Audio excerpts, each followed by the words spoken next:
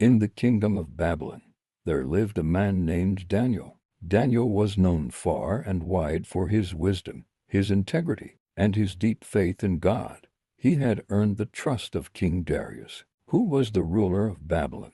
Daniel had a special role in the kingdom, but not everyone was happy about that. You see, some of the king's officials were jealous of Daniel. They didn't like how much the king trusted him, so they plotted to find a way to get rid of him. But despite their jealousy, they couldn't find anything wrong with Daniel. He was honest, wise, and always did what was right. But the officials knew one thing: Daniel loved God and prayed to him 3 times a day. So they came up with a trick. They convinced King Darius to sign a new law that said no one in the kingdom could pray to anyone except the king for 30 days.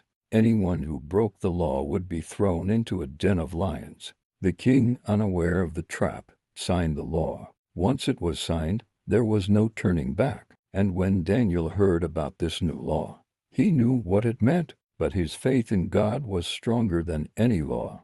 Daniel didn't hide his faith. He didn't change what he believed. He kept praying, just as he always had 3 times a day, without fear. His faith in God was unshakable. The officials caught Daniel praying and quickly rushed to tell the king, "Daniel is breaking your law," they cried. The king was deeply troubled. He didn't want to punish Daniel, but the law was clear. So, with a heavy heart, King Darius ordered that Daniel be thrown into the lion's den. As Daniel was lowered into the den, the king said, "May your God, whom you serve so faithfully, rescue you." And with that, the stone was rolled over the entrance, and Daniel was left alone with the lions. King Darius couldn't sleep that night. He was worried about Daniel. At dawn, the king rushed to the lion's den and called out, "Daniel, servant of the living God, has your God been able to save you from the lions?"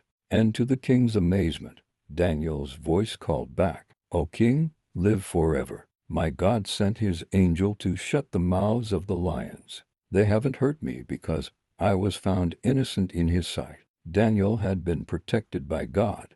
The king was overjoyed. He ordered that Daniel be lifted from the den, and when they brought him out, they found that not a scratch was on him. Daniel had trusted in God, and God had kept him safe. King Darius, amazed by this miracle, made a new decree. He declared that everyone in the kingdom should honor and respect the God of Daniel, for, as he said, he is the living God who endures forever, and his kingdom will never be destroyed.